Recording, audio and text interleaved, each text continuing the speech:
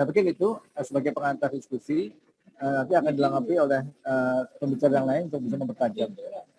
Demikian dari saya. Assalamualaikum warahmatullahi wabarakatuh.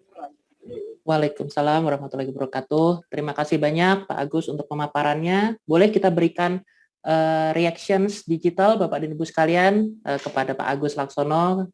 Terima kasih banyak untuk sharing insight-nya Pak Agus. Yang pertama saya ingin mengingatkan kepada Bapak Ibu hadirin sekalian, jika memiliki pertanyaan atau ada hal yang ingin didiskusikan, ditanyakan dengan para pemateri kita, silakan Bapak Ibu sekalian boleh langsung mengetikkannya di kolom chat, Bapak dan Ibu sekalian, kolom chat Zoom.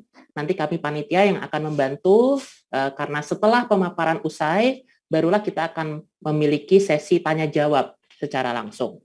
Jadi silakan untuk bisa langsung diketikkan jika ada pertanyaan. Nah, tadi kita sudah mendapatkan pemaparan dari Pak Agus, setidaknya 3 poin yang bisa kita pelajari tadi. Yang pertama adalah bahwa Big Data itu adalah suatu keniscayaan, jadi mau tidak mau kita pasti akan menggunakannya, dan begitu banyak benefit yang bisa kita peroleh. Salah satu contoh penerapannya, yang kedua adalah kita berbicara mengenai EQYC, ya, mengenali customer kita, dan tidak hanya di dalam sektor perbankan, tapi juga di berbagai domain lain, seperti di dalam penerimaan mahasiswa baru, mungkin dalam education, penerimaan karyawan baru, itu bisa digunakan. Dan yang ketiga, yang tidak kalah penting adalah bahwa begitu mudah dan murahnya sekarang untuk kita mengakses big data. Jadi paradigma ketika kita memiliki pemikiran bahwa big data itu teknologi yang mahal atau sophisticated, itu sudah tidak berlaku karena sekarang begitu mudah dan begitu murahnya untuk mengakses solusi big data ini. Nah, Bapak dan Ibu hadirin sekalian, tapi izinkan saya sharing satu hal yang saya khawatirkan ya, kalau tadi itu adalah terkait dengan age detection, Bapak dan Ibu sekalian. Karena kadang kalau saya di age detection itu, wajah saya itu diukurnya jauh lebih tua dibanding umur saya yang sebenarnya. Jadi saya agak-agak takut kalau pakai face recognition ini, Bapak dan Ibu sekalian. Nah, tapi case-nya untuk pembicara kita yang berikutnya, ini justru kebalikannya. Mari kita sambut, mungkin boleh ke slide berikutnya, Bapak dan Ibu sekalian. Karena pembicara kita yang berikutnya,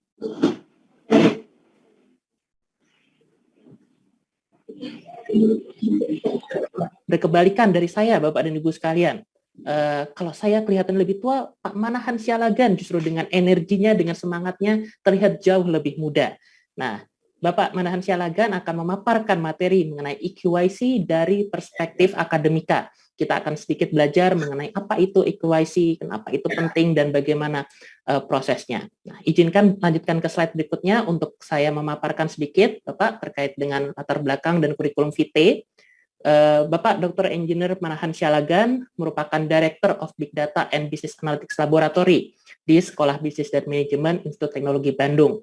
Beliau latar belakang pendidikannya adalah dari 2 institut teknologi, yaitu Institut Teknologi Bandung dan juga Tokyo Kogyo Daikaku atau Institut Teknologi Tokyo. Beliau terlibat di dalam begitu banyak penelitian terkait dengan Big Data, terkait dengan Data Analytics, Business Analytics, dan saat ini beliau adalah pengajar full-time di SBM ITB dari kelompok keahlian decision making dan strategic negotiation. Baik, untuk kesempatan selanjutnya selama 30 menit ke depan akan diberikan waktu dan kesempatannya langsung kepada Bapak Manahan Sialagan. Silakan Pak Manahan. Oke, terima kasih Mas Ezra ya. Sangat menarik nih introduce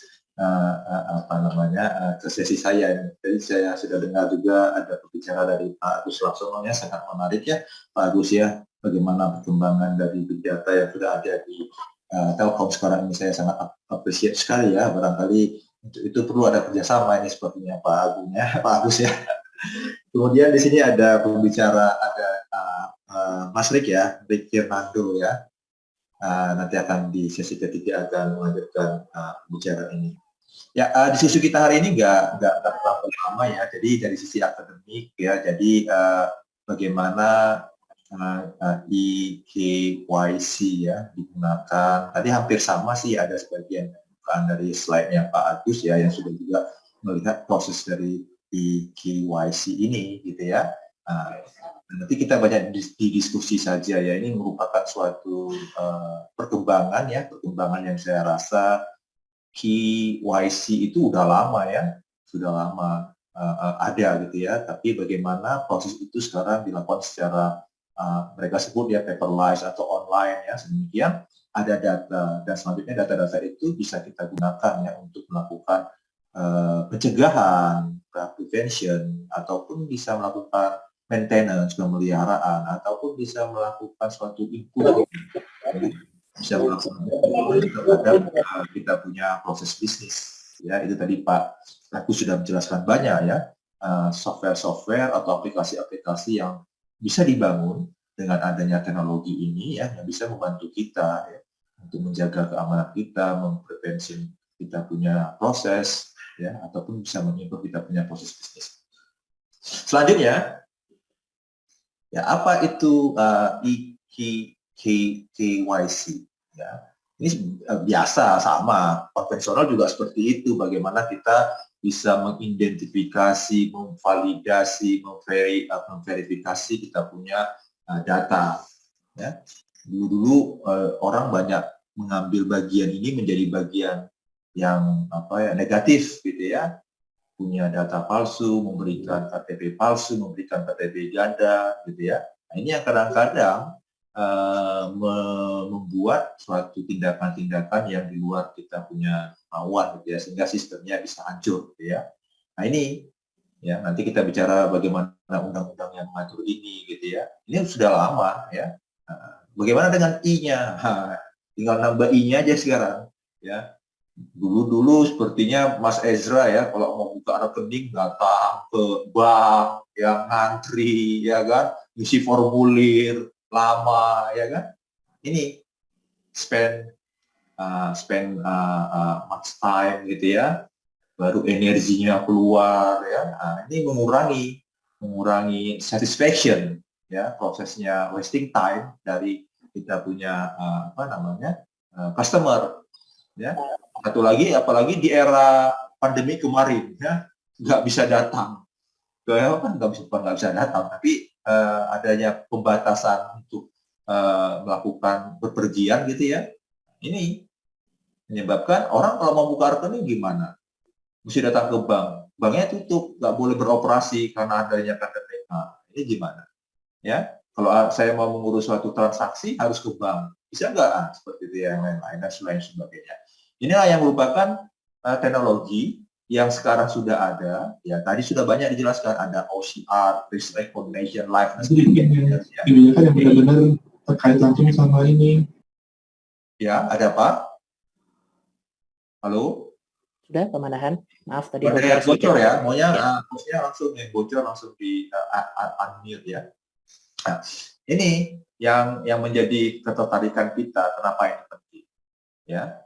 Selanjutnya, ini yang tadi saya katakan, di Indonesia itu, selanjutnya, di Indonesia itu kapan kita masuk ke daerah KYC ini? Next, Mas, siapa nih bantuannya? Ini dia background-nya, ya. Ini 2010 ini, ya. Saya rasa di dunia internasional ya sekitar segitu juga ya. Bagaimana undang-undang ini diberlakukan, jadi setiap badan usaha ya yang ingin misalkan ini terutama di perbankan ya, ini wajib untuk melakukan yang tadi ya, know your customer ya, namanya, identitasnya, demografi, gitu ya, kemudian semualah yang Anda pernah isi di form kalau Anda mendaftarkan diri untuk buka rekening di bank, gitu ya. Ini 2010. Kemudian dipertegas lagi di peraturan OJK ya 2019 mengenai program implementasi anti kita waspadai. Nah, sekarang lagi di DPR lagi membicarakan penggodokan undang-undang data privasi, ya, data individual. Nah ini karena kok saya rasa teknologi dan regulasi itu kayaknya lebih dulu teknologi dan implementasinya daripada regulasinya. Nah, maka yang kita harapkan orang-orang yang pada level regulator ini harus bisa mengantisipasi kira-kira gimana ya perkembangan teknologi ini. Nah, sehingga mereka punya prevention action. Ya, kalau ini terjadi apa kira-kira regulasi yang harus kita susun. Nah, karena di luar ataupun saya lihat ya lebih cepat implementasi dari teknologi daripada regulasi. Nah, ini yang perlu diwaspadai ya terkait dengan regulasi, terutama pada KYC, e-KYC ini. Selanjutnya, Mas. Ya, di sini apa benefitnya? Itu tadi ya, pasti ya. Efektif, ya, efisien, ya. Karena apa efektif? Nah, ini, ya. Kita kan gunakan teknologi ini ataupun proses digitation, istilahnya ya, digitation. Ya, mengubah segala sesuatu yang sifatnya manual menjadi digitasi. Ya. Nah, ini kan mesin, ya tadi dia bisa lebih akurat, ya, precise gitu ya. Dan dia bisa mengulang pekerjaan rutin itu semaunya dia, semampunya dia gitu ya. Ya, ini kita contohnya tadi ya, sistem OCR tadi ya. Banyak sebelum ada sistem OCR tadi ya, data-data yang sifatnya manual. Ya. KTP yang harus diinput umpamanya ke sistem database kita manual. Namanya Ezra Iskia Nathanael, NIK 990. Wah, siapa yang mau ngerjain itu? Nah, ya kan? Nah, tapi dengan adanya sistem OCR, ya, Optic Character Recognition, nah, sudah tinggal di foto, masukkan ke mesin fotokopi aja ya, nah, langsung dia bisa menempatkan ya posisi nama, posisi identitas, posisi gender dan sebagainya ke dalam kolom-kolom yang terstruktur ya, ke tempat kita punya database nanti. Nah, ini ya setelah kita bisa presisinya lebih bagus menempatkannya ya, nah, tinggal kita susun algoritmanya kan gitu ya. Apa efisiennya?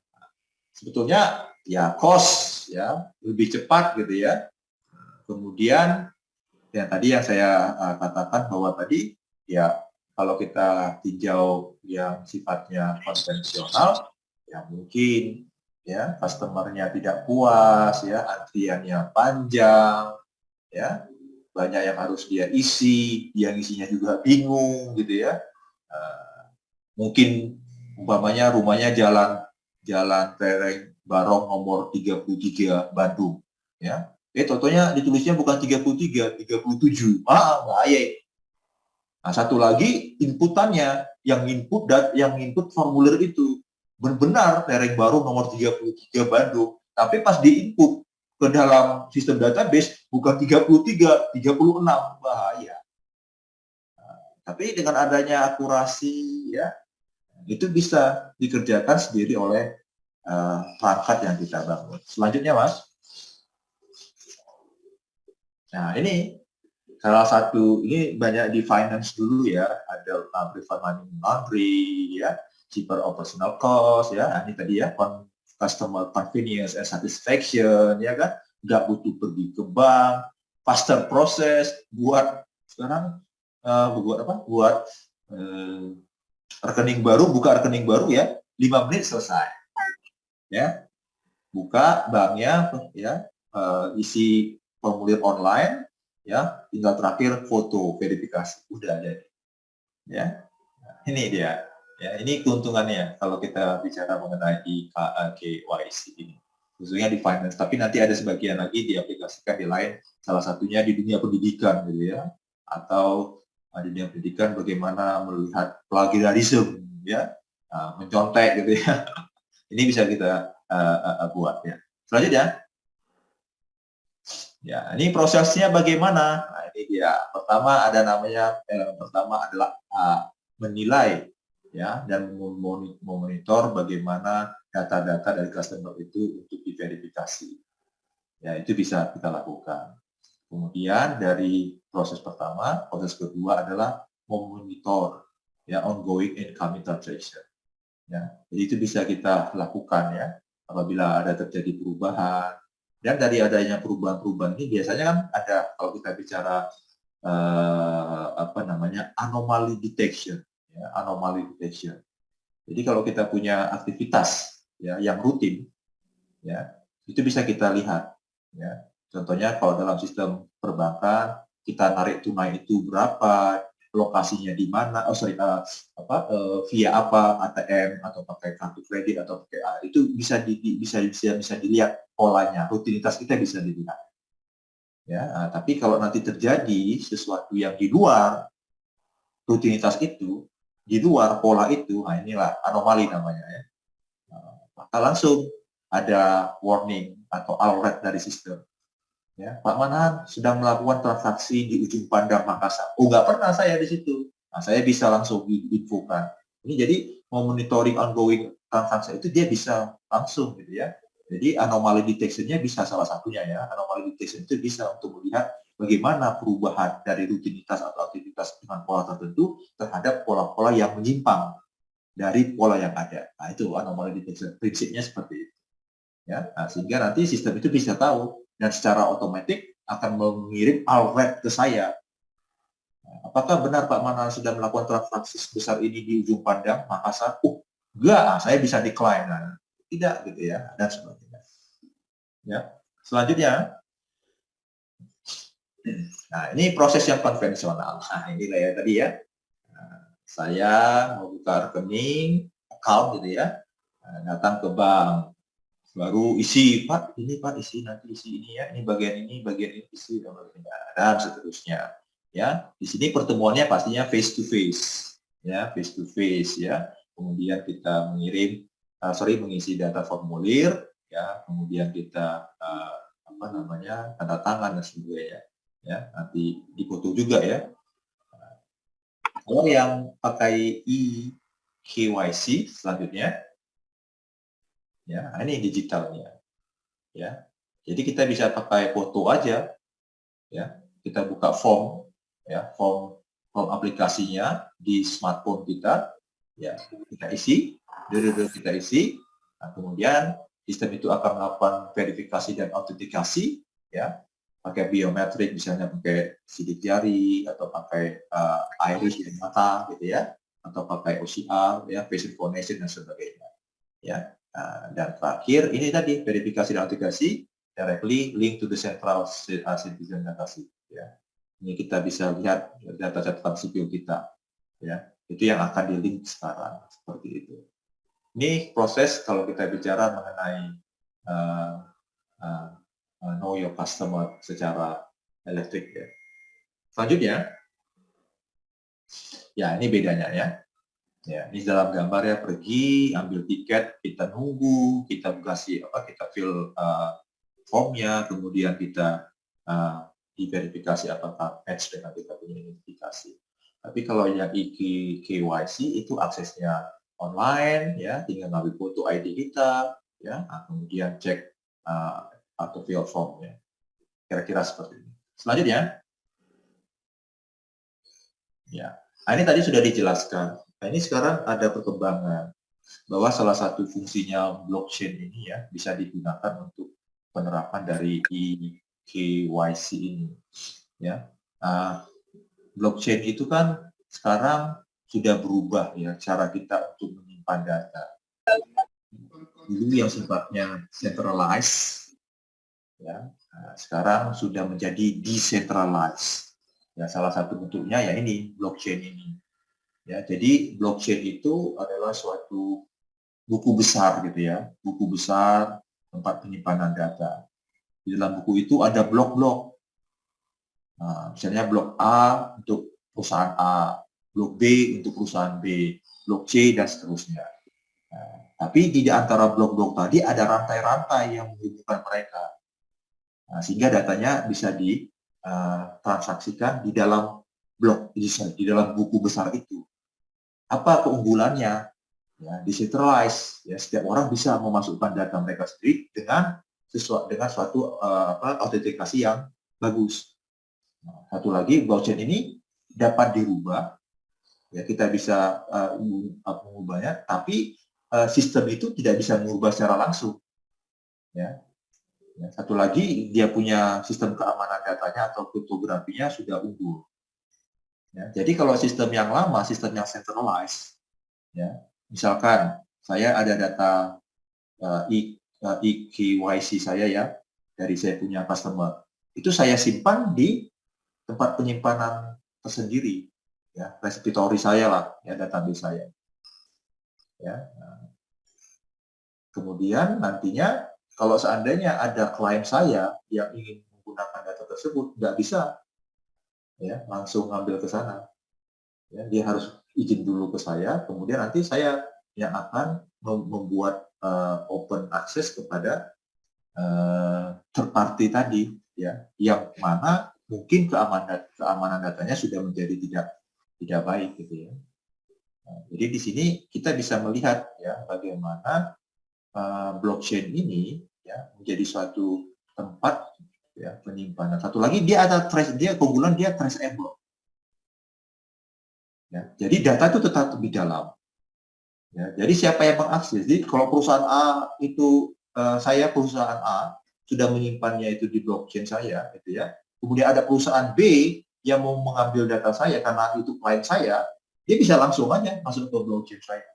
Nah, tapi dengan misalkan pakai nanti dia ada izinnya, misalnya sekarang kan terkenal dengan OTP ya, OTP ya, online time password ya. On time password ya. Bisa itu dia verifikasi dulu. Ya, dia verifikasi dulu. Nanti bisa langsung Mas Ezra bisa ngambil langsung datanya dalam ikatan blockchain tadi. Jadi penggunaan yang seperti ini yang memang akan ke depannya bisa membantu.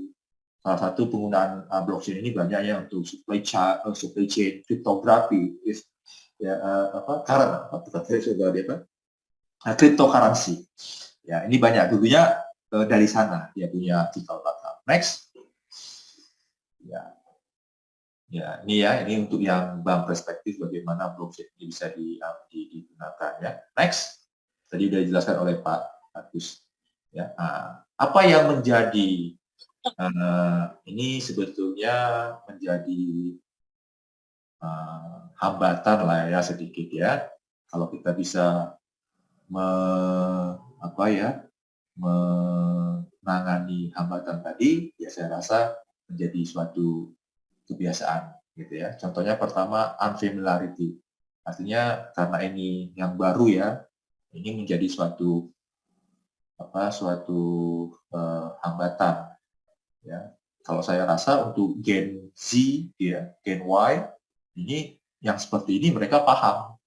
Mereka familiar dengan kontak langsung dengan HP mereka.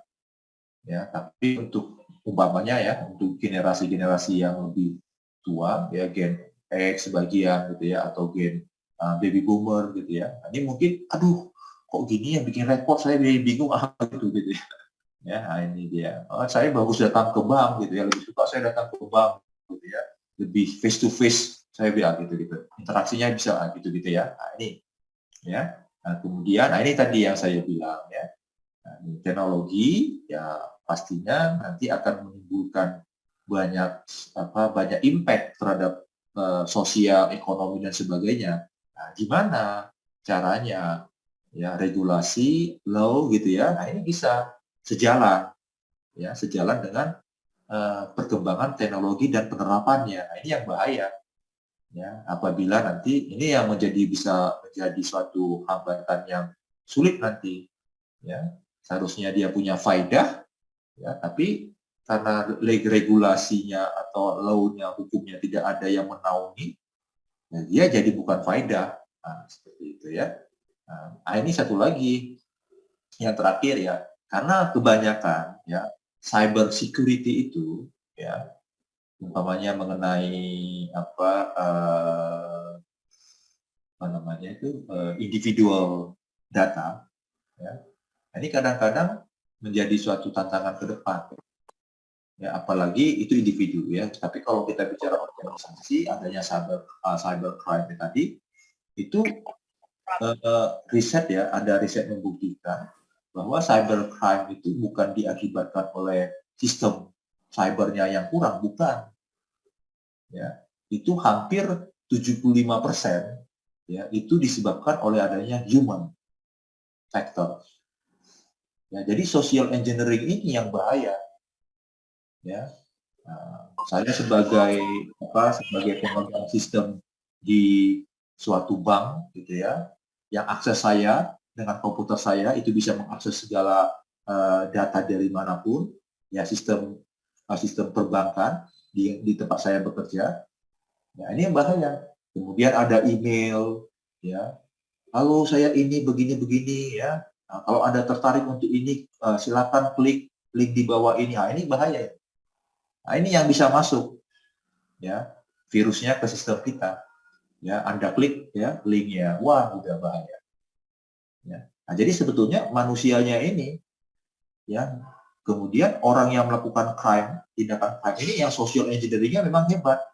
Bagaimana dia memperdaya, ya, memperdaya orang untuk mengeluarkan informasi yang kita punyai. Ya. Nah, ini secara, kalau saya bilang secara hukum, ya ini salah kita gitu ya. Bukan orang yang sana yang salah. Orang yang sana pandai untuk mengelabui kita dengan social engineering tadi. Oh Pak, mau saya bantu Pak. Ini begini, ini begini. Oh gini Pak. Oh nomor Bapak ya. Ujungnya kita yang dengan sukarela ya memberikan identitas individual kita kepada mereka dengan harapan tadi social engineering ya. Kita mau dibantu dia, ternyata tidak gitu ya. Nah, ini yang bahaya.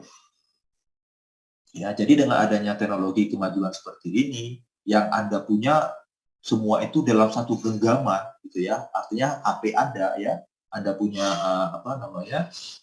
smartphone Anda, ya, semua ada di situ, ya. Nah, begitu Anda direkayasa secara sosial, Bu, ini kok coba lihat Bu HP-nya begini-begini, wow, itu bahaya.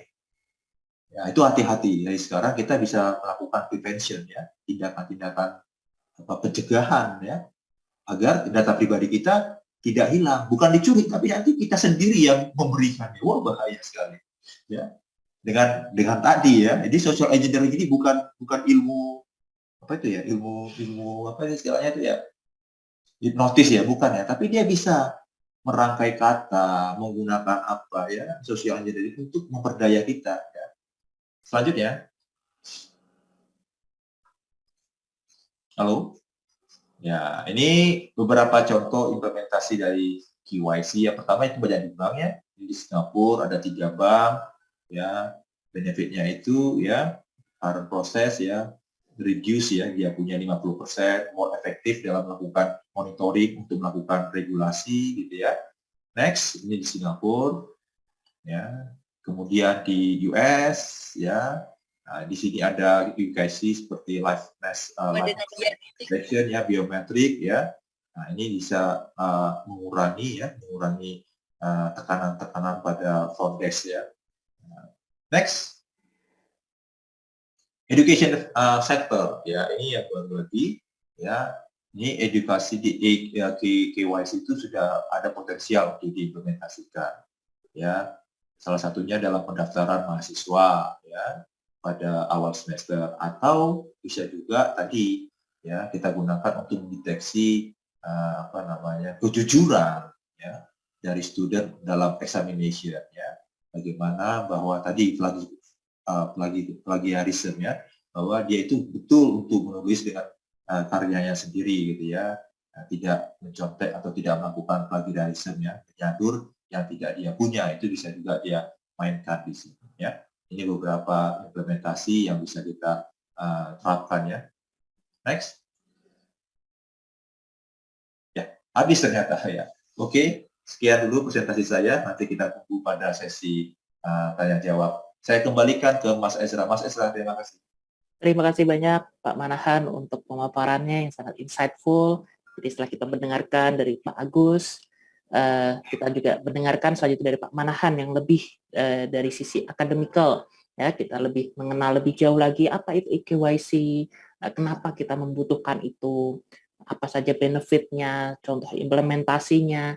Tapi juga kita akui Bapak dan Ibu sekalian bahwa implementasi ini pun belum sempurna, masih banyak ruang pengembangan bagi kita di dalam KYC ini. Jadi kalau saya bisa merangkum pemaparan Pak Manahan tadi dalam satu slogan itu seperti ini Pak Manahan. Jadi baik jiwa milenial maupun kolonial semua bisa go digital. Nah itu ya, kurang lebih slogannya gitu. Semua akan go digital Bapak dan Ibu sekalian. Tapi tadi satu poin yang memang saya perhatikan sekali adalah terkait dengan cyber security. Jadi memang penting sekali kita membangun awareness karena begitu banyak potensi yang kita itu tidak aware Bapak dan Ibu sekalian. Kadang kita berbagi data privasi, tapi kita tidak sadar begitu Bapak Ibu sekalian, sehingga kita harus selalu memastikan bahwa platform yang kita gunakan itu adalah platform yang trusted, di mana salah satunya tentu saja adalah dari pembicara kita yang berikutnya. Boleh next slide? Saya sekaligus mengundang Bapak Rick Fernando dari VeryHubs. Nah, ini adalah salah satu contoh dari platform yang trusted, jelas saja, sebagai integrated software as a system yang sudah banyak berkecimpung di dalam verifikasi dan juga sudah melayani begitu banyak klien di dalam perbankan, insurance, dan begitu banyak lagi. Bapak Rick Fernando, latar belakang pendidikan dari Prastia Mulia, dengan bachelor degree majoring in marketing, dan juga dengan work experience-nya mulai dari entrepreneur, Western Energy, dan media, dan tentu saja sejak tahun 2020 sampai sekarang, beliau adalah CEO dan co-founder dari VeryHubs. Baik, dengan demikian untuk sesi selanjutnya selama 30 menit ke depan, Bapak Rick Fernando yang akan memaparkan materi dan berbagi insight dengan kita. Silakan Bapak Rick, terima kasih. Ya, terima kasih Pak Edra. Ya, terima kasih juga untuk Pak Manahan sama Pak Agus ya, sangat insightful. Mungkin kalau saya tadi Pak Manahan sama Pak Agus sudah bercerita tentang betapa pentingnya KYC, mungkin kalau saya lebih sharing sedikit lah pengalaman saya di dunia mungkin verifikasi ya lebih tepatnya. Jadi perkenalkan, nama saya Rick, co-founder dan CEO dari VeryHubs. Sekali lagi terima kasih untuk undangan yang sudah diberikan kepada saya. Suatu kehormatan bagi saya untuk bisa memaparkan atau bercerita tentang VeryHubs ya sebagai pelaku usaha dan bagaimana VeryHubs itu bisa berperan untuk mendorong pertumbuhan para pelaku usaha lainnya di Indonesia melalui teknologi. Sebelum melangkah lebih dalam, saya ingin sedikit menjelaskan apa itu VeryHubs. Mungkin sebagian dari teman-teman udah pada pernah mendengar atau sudah tahu, tapi izinkan saya sharing apa itu VeryHubs, bagaimana perjalanan kita, produk-produk apa saja yang kita miliki, dan bagaimana kita tetap mungkin sedikit cerita yang unik mempertahankan pertumbuhan kita ya di pasca pandemi atau pada saat pandemi.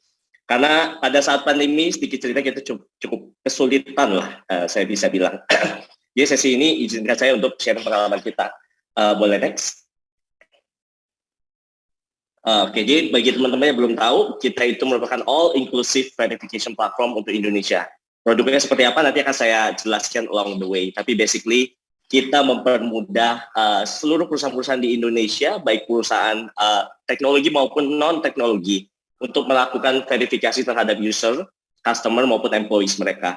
Tujuannya adalah untuk mengurangi pemalsuan identitas yang sering kali terjadi, dan tentunya untuk menggantikan verifikasi yang masih dilakukan secara manual. Boleh next? Sebelum mulai lebih dalam, saya sedikit perkenalan dulu, mungkin tadi di CV belum ada. Jadi saya sendiri itu lulusan Prastia Mulia angkatan 2011. Dan udah berkarir di B2B kurang lebih 9-10 tahun. Dan kita merupakan bagian dari Y Combinator Summer 2021. Jadi Y Combinator itu adalah akselerator terbesar di dunia yang menaungin Dropbox, Airbnb, dan masih banyak startup lainnya di Indonesia, salah satunya Ajaib, Payfast, dan lain-lain.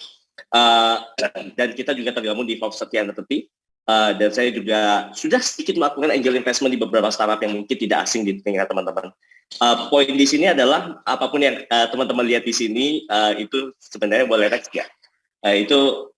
Sorry next. Itu hanya glimpse of light. Jadi di luar sana yang kelihatan keren tapi perjalanan cukup panjang. Next lagi. Sebelum saya jelaskan lebih detail ya tentang produknya, bagaimana produk kita dapat mengatasi masalah yang ada, maka ada baiknya saya sedikit cerita sharing tentang perjalanan saya dan Mas William as a co-founder. Next. Oke, jadi semuanya berawal di tahun 2019 berdasarkan pengalaman pribadi. Saya kebetulan orang Jambi yang merantau ke Jakarta ya. Jadi pada saat saya pulang ke Jambi, keluarga saya, tepatnya kakak saya, itu mengalami pemalsuan identitas. Jadi KTP-nya itu disalahgunakan untuk meminjam uang oleh salah satu financial lender. Singkat cerita, masa itu basically dapat kita selesaikan dengan beberapa penegak hukum di sana. Tapi yang paling penting dari situ saya melihat dan berpikir bahwa it could happen to anyone. Jadi itu bisa terjadi ke siapapun. Saya nggak ada background teknologi, tapi saya coba cari tahu solusi apa saja yang dapat menyelesaikan masalah ini. Dan saya looking back to the US, di Amerika sana, yang sebenarnya sudah ada solusinya.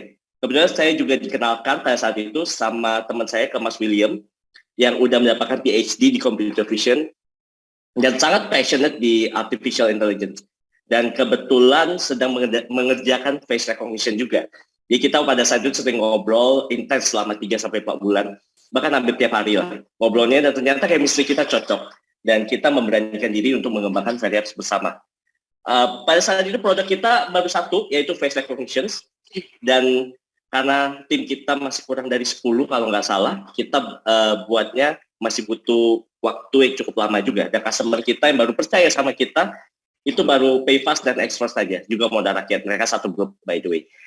Lalu tahun 2020 kita mendapatkan, karena dana kita udah mau habis, kita mendapatkan dana dari Indigo Telkom, yang mana sangat membantu kita ya dalam pengembangan bisnis kita. Dan dengan dana yang ada, kita mengembangkan beberapa produk lagi seperti live detection, OCR, face search, dan juga mobile authentication. Di tahun yang sama, solusi kita dipercaya oleh salah satu bank swasta terbesar di Indonesia, yaitu BCA.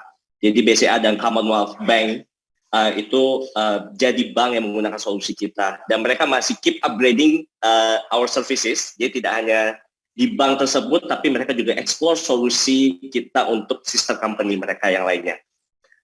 Fast forward di tahun 2021 kita mendapatkan pendanaan dari Y Combinator, yang tadi saya sudah sebutkan, salah satu akselerator terbesar di dunia dari Silicon Valley. Diikuti oleh Insignia Ventures, CTV itu adalah investment arm-nya dari BCA, dan beberapa angel investor lainnya. Boleh next? Ya, kita sudah dipercaya oleh banyak sekali perusahaan di Indonesia untuk melakukan verifikasi identitas untuk user ataupun customer mereka. Nah, pertanyaannya pasti adalah, why do enterprise use VeriHub? Next. Sebenarnya karena cloud has changed everything. Kalau kita lihat, ingat dulu pada saat kita ingin membuat program atau aplikasi setup server itu harus menggunakan server fisik dan sangat kompleks. Dan sekarang semuanya itu sudah tergantikan oleh cloud itu. Jadi semuanya bisa diakses melalui internet seperti Google Cloud, AWS, Alibaba, dan lain-lain. Sehingga cloud itu mempermudah para pelaku usaha yang ingin berkecimpung di dalam dunia digital ya. Next. Alhasil banyak sekali opportunity dan layanan digital yang belum pernah ada sebelumnya, atau kita bisa bilang unprecedented opportunity ya. Contoh kemunculan ride-hailing seperti Gojek, aplikasi B2B, e-commerce, dan ribuan aplikasi lainnya yang memiliki keunikannya masing-masing. Dan semua ini dapat diakses dengan mudah karena hadirnya infrastruktur cloud itu tadi. Tapi yang sering tidak kita sadari, ada unprecedented opportunity itu juga sama halnya dengan akan munculnya, boleh next? Sama halnya akan muncul unprecedented risk, yang artinya munculnya risiko-risiko yang timbul dikarenakan adanya opportunity yang baru itu. Dan salah satunya adalah tentunya penipuan identitas. Next. Ditambah lagi dengan manual verification, contohnya di banking industry tadi sudah disebut juga dengan Pak Manahan. Sebelum ada AI tech, kita buka rekening, kita harus datang ke bank, bertatap muka, kita ngasih KTP ke customer service. Terus si customer service liatin foto KTP kita, terus fotoin kita, memastikan apakah foto KTP kita sama kita itu sama gitu. Nah, karena sekarang pembukaan rekening sudah online semua, kita upload selfie dan KTP, itu semuanya online ya. Jadi, tapi masih banyak banget yang melakukan verifikasi manual, walaupun uploadnya sudah melalui online. Bayangkan bila per menit ada 1.000 orang yang upload KTP dan selfie di satu aplikasi, si customer service itu harus lihatin satu-satu, dan itu akan menghabiskan waktu berhari-hari hingga berminggu-minggu, agar si user itu baru bisa menggunakan layanan bank tersebut. Next. Ditambah lagi penipuan identitas di Indonesia terus bertumbuh sebanyak 48% tiap tahunnya. Contohnya, seperti yang kita ketahui, banyak sekali data kita yang bocor di luar sana karena hadirnya cloud, yang servernya sebenarnya dapat diakses melalui internet ya. Jadi setiap adanya unprecedented opportunity biasanya akan ada risk yang selalu kita hadapi. Disinilah peran kita untuk membantu pelaku usaha dan bisnis untuk menghindari terjadinya identity fraud tersebut. Next. Produk. Lalu produk apa aja yang kita miliki? Boleh next. Jadi kita memiliki 3 core product, Veri Identity, Veri Check, dan Veri Authentication. Dan semuanya itu bisa dikoneksikan melalui API kita yang sangat simple dan well documented. Next, saya akan jelaskan sedikit produknya satu persatu. Untuk Veri Identity ini sendiri merupakan in-house machine learning kita ya, untuk memastikan apakah yang melakukan verifikasi itu benar manusia atau bukan. Salah satu contoh yang sering kita alami adalah kita melakukan KTP kita dan foto selfie kita ke dalam aplikasi. algoritma AI kita akan mencocokkan secara otomatis apakah foto yang ada di KTP dan selfie ini adalah orang yang sama atau enggak. Tidak hanya itu, Very Identity kita juga dilengkapi dengan berbagai fitur seperti OCR, liveness detection, dan juga face search. Kalau OCR tadi juga udah pembicaraan sebelumnya udah menjelaskan bahwa itu untuk mendeteksi teks yang ada di KTP. Jadi instead of user itu harus masukkan data tadi satu persatu, mereka cukup foto aja dan kita deteksi seluruh tulisan yang ada di KTP ke dalam aplikasi tersebut. Kalau untuk liveness detection sendiri itu solusi untuk melihat apakah foto selfie yang diambil ini benar langsung dari orangnya atau malah orang tersebut memanfaatkan printed image atau dari handphone orang lain. Jadi solusinya biasa ada instruksi lihat ke kanan, ke kiri, atau pejamkan mata. Ini untuk memastikan tindakan penipuan tidak terjadi. Boleh next? Sebenarnya ini ada video, cuma karena ada teknis, jadi ya saya melakukan foto, tapi videonya bisa diakses melalui YouTube. Jadi ini salah satu solusi liveness detection kita ya. Jadi kita, kalau bisa lihat di sebelah kiri itu merupakan foto yang saya ambil langsung dari muka saya. Dan hasilnya kalau misalnya diteruskan itu akan sukses. Sedangkan yang di sebelah kanan itu saya menggunakan handphone orang lain dan saya menggunakan foto saya gitu. Jadi saya berusaha untuk melakukan fraud dan hasilnya akan fail. Dan ini AI dari Veriap sendiri yang mengatasi itu semua. Boleh next? Sedangkan untuk VeriCheck merupakan sebuah local data source untuk melengkapi Very Identity kita dengan melihat apakah seseorang ini memiliki rekam jejak rekam kriminal, fraud account maupun credit score dan data dukcapil untuk meningkatkan level of security-nya. Next. Dan kita juga memiliki Very Authentication. Seperti yang kita ketahui masih banyak sekali orang-orang di Indonesia memanfaatkan nomor handphone sebagai user account. Salah satunya saya sendiri. Jadi authentication ini kita sendiri merupakan omni-channel untuk melakukan multi-factor authentication. Dan kita sedang mengembangkan AI feature di dalamnya untuk melakukan deteksi spam. Jadi enterprise yang menggunakan solusi kita itu bisa mengurangi cost secara signifikan dalam menggunakan autentikasi ini.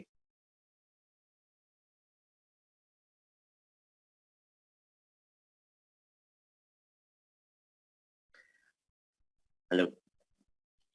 Boleh next, sorry. Ya, oke. Cerita sedikit, bagi saya ini merupakan sedikit cerita pengalaman ya, pembelajaran yang cukup unik. Karena kebanyakan founder itu asumsi dengan pikiran kita sendiri yang sebenarnya kadang masalah itu tuh tidak pernah terjadi gitu. Boleh next. Jadi pada saat itu kurang lebih 1 tahun terlepas dari produk, sales kita cukup baik ya pada saat itu. Jadi kita memiliki beberapa deal dengan bank yang cukup gede dan fintech. Boleh next?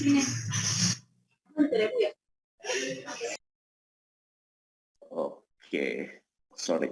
Oke, dan pandemic happen ya pada saat itu. Pada saat itu kita pikir, oke, ini akan jadi malapetaka atau disaster bagi kita. Semua tim kita udah cukup down, investor sudah panik, jadi kita semua panik karena biasanya di B2B meeting itu dengan klien sangat efektif kalau kita lakukan secara offline.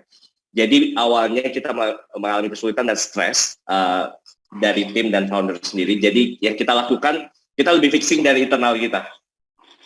We talk to our employees like a lot. Kita ngobrol sama business development tim kita, gimana caranya supaya kita bisa berjualan secara efektif di masa pandemi. Tapi turns out itu nggak menunjukkan impact apa-apa yang signifikan. Dan kita kehilangan arah pada saat itu. Boleh next?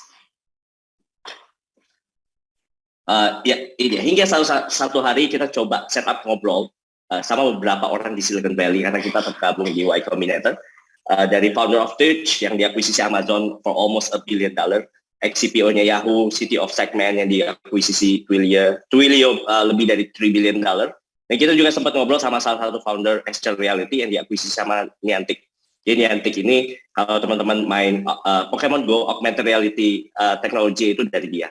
Jadi kita ngobrol tentang situasi ini, kalau nggak salah itu kurang lebih 1 minggu sekali, dan mereka punya perspektif yang sama, satu nasihat yang stuck di kepala kita.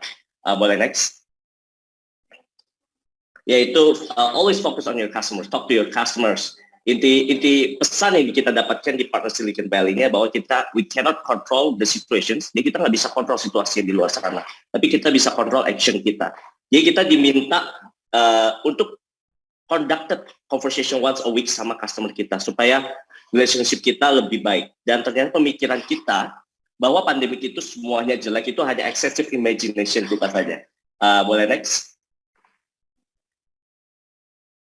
Malah pandemik itu sebenarnya setelah kita ngobrol sama customer kita itu malah mendorong KYC. Ini makin banyak digunakan ya. Pada saat ini ngobrol dengan para customer, ternyata kebutuhan verifikasi secara online ini makin dibutuhkan pada saat maupun pasca pandemi. Karena pada saat pandemi, customer kita yang bergerak di bidang teknologi ataupun digital itu juga mengalami lonjakan pada penggunaan produk mereka. Hasil verifikasi yang mereka butuhkan juga harus cepat dan reliable. Dan ini menjadi opportunity yang sangat besar buat kita untuk mendekatkan diri kita ke customer. Boleh next? Oke, jadi basically mantra ini saya sharing sedikit. Mantra ini yang selalu kita pelajari dari someone bigger than ourselves ya. Jadi salah satu cara terbaik kita untuk mempertahankan pertumbuhan kita itu dalam artian sampai saat ini kita selalu conducted user interview dan conversation. Sometimes we have community or customer gathering sehingga kita selalu tahu apa yang dibutuhkan dan diinginkan oleh customer. Karena kita nggak mau buat teknologi yang terlalu canggih tapi tidak pernah digunakan. Jadi saya cerita, kita memanfaatkan momentum yang ada untuk menggarap pasar secara cepat. Dan next, sejauh ini kita sudah bertumbuh sebanyak 50 times in a year. Kita sudah memiliki lebih dari 100 enterprise ataupun startup yang menggunakan layanan kita, dan kebanyakan dari mereka merupakan perusahaan teknologi. Dan kita telah membantu lebih dari 15 juta user di tahun kemarin untuk verifikasi secara aman dan mudah. Dan kita masih terus bertumbuh saat ini dan siap untuk menjadi tulang punggung bagi bisnis dan pelaku usaha di Indonesia dalam melakukan verifikasi. Next. Dan kita juga baru-baru ini melakukan testing di NIST di US dan kita mendapatkan peringkat pertama di Indonesia as a local AI company dan secara global kita masuk ke dalam top 100. Jadi ini merupakan pencapaian yang sangat kredibel untuk menarik perhatian customer kita. Saya pikir sampai di sini saja. Terima kasih atas waktu dan kesempatannya. Apabila ada pertanyaan, silakan. Baik, terima kasih banyak untuk pemaparan yang sangat insightful, Pak Rick, dan juga rekan-rekan dari VeriHubs tentunya. Kita baru saja mendengar pemaparan yang dari sisi praktikal, di mana apa yang kita pelajari terkait dengan EKYC, Know Your Customer, ternyata di VeriHubs ini lebih jauh lagi dalam, lebih filosofis, karena bagaimana mendeliver value yang terbaik bagi customer, tidak hanya sekedar kenal, tapi bagaimana mendeliver satisfaction yang sangat full kepada customer-nya. Walaupun itu hanya a glimpse of light ya, tadi Pak Rick sempat sampaikan, apa yang kelihatan di luar itu sebenarnya prosesnya mungkin cukup tricky di dalamnya, tapi semua itu demi kemudahan kita sebagai pengguna, dan sudah begitu banyak solusi EKYC yang baik yang tersedia seperti VeriHub dan juga tentunya Picasso dari Telkom Indonesia. Nah, Bapak dan Ibu sekalian, kita sudah mendengarkan pemaparan dari ketiga narasumber kita, dari Pak Agus Laksono, dari Pak Manahan Sialagan, dan juga dari Bapak Rick Fernando. Setelah ini kita akan masuk ke dalam sesi tanya-jawab. Tadi saya perhatikan sudah ada beberapa penanya di kolom chat. Mungkin boleh dibantu teman-teman sekalian di slides-nya untuk Q&A. Baik, pertanyaan yang pertama ditujukan kepada pembicara pertama kita, yaitu kepada Bapak Agus Laksono. Kepada Pak Agus Laksono, pertanyaannya adalah, apakah untuk implementasi Picasso harus full, semua step by step, atau bisakah kita hanya memilih salah satu step atau mungkin salah satu fitur saja? Apakah mungkin bisa? Dan tentu saja pertanyaannya adalah terkait dengan verifikasi, apakah Picasso ini melibatkan Disduk Capil di dalam prosesnya. Mungkin boleh langsung kita akan satu persatu. Yang pertanyaan pertama ini mungkin kepada Pak Agus Laksono terlebih dahulu. Dipersilakan Bapak. Ya, makasih banyak Mas Hendra. Jadi yang pertama, Picasso itu sangat memungkinkan untuk bisa dipilih servisnya.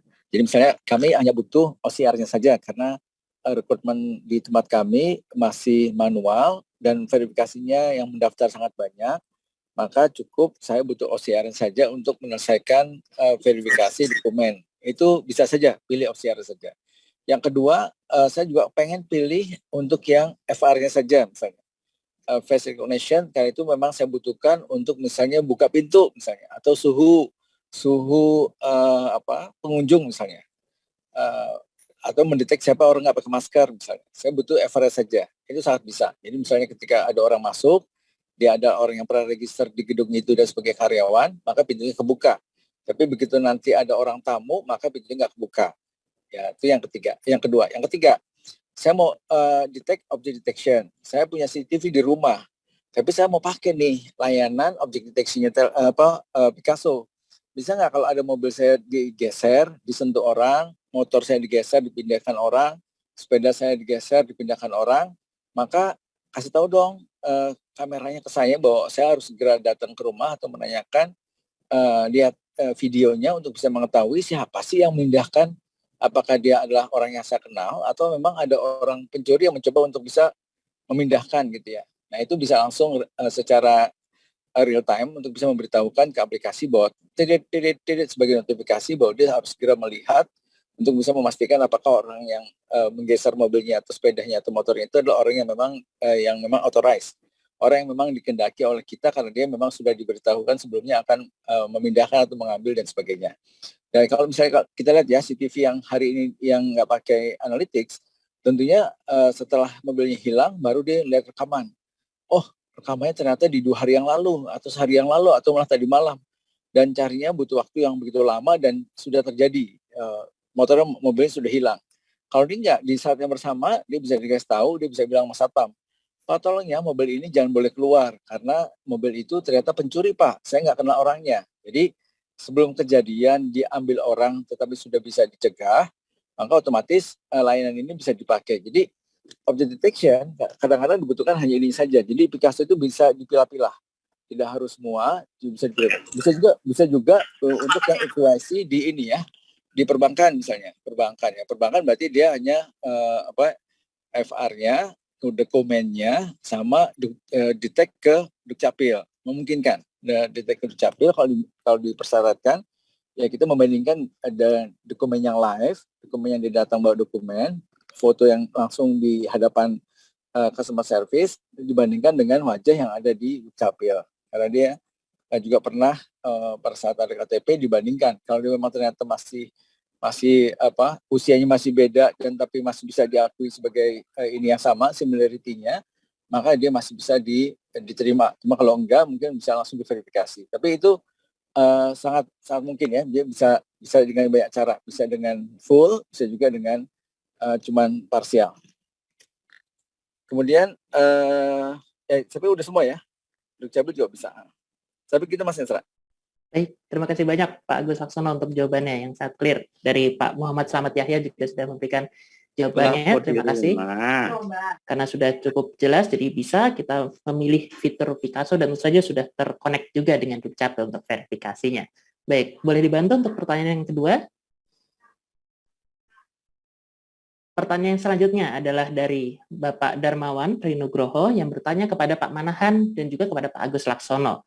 Pertanyaannya adalah bagaimana memastikan suatu standar security dan governance berada pada posisi yang mencukupi, mengingat adanya potensi fake atau pemalsuan maupun penggunaan data dari pihak lain secara sistematis yang bisa jadi dilakukan. Jadi ini terkait dengan cyber security kurang lebihnya.